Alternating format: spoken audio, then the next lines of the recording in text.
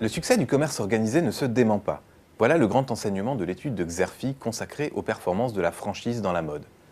En 10 ans, le nombre de réseaux sous franchise, commission affiliation ou licence de marque a plus que doublé.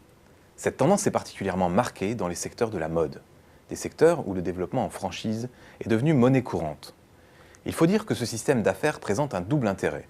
Je m'explique, pour les enseignes, la franchise permet un déploiement rapide sur tout le territoire en limitant les investissements largement supportés par les adhérents.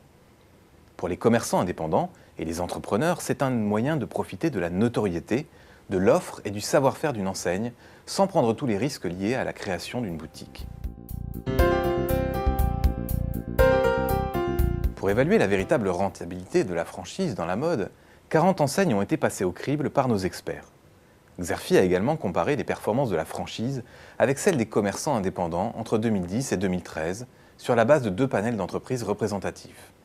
Premier enseignement de notre analyse, la franchise dans le secteur de la mode permet en moyenne d'atteindre un niveau de vente plus élevé.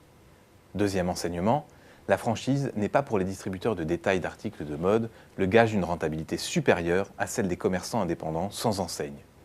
La franchise affiche plutôt une rentabilité proche de celle des indépendants.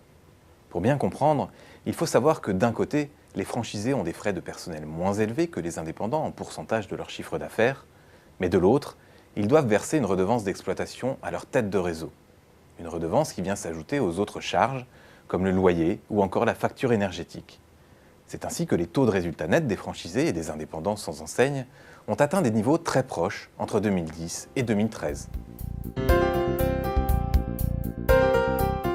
Les performances varient toutefois fortement selon les segments. C'est bien ce que montre l'analyse des experts de Xerfi de 8 segments de la mode étudiés. Prêt-à-porter féminin, masculin, enfant, mixte et discount, mais aussi lingerie, chaussures et sportswear. C'est ainsi que les spécialistes de la lingerie ont par exemple nettement surperformé l'ensemble du secteur. Les franchisés, adossés à des enseignes de prêt-à-porter enfant, ont eux aussi tiré leur épingle du jeu. A l'inverse, les indépendants adossés à des enseignes de prêt-à-porter discount ont enregistré des performances économiques plutôt modestes, voire négatives depuis 2010.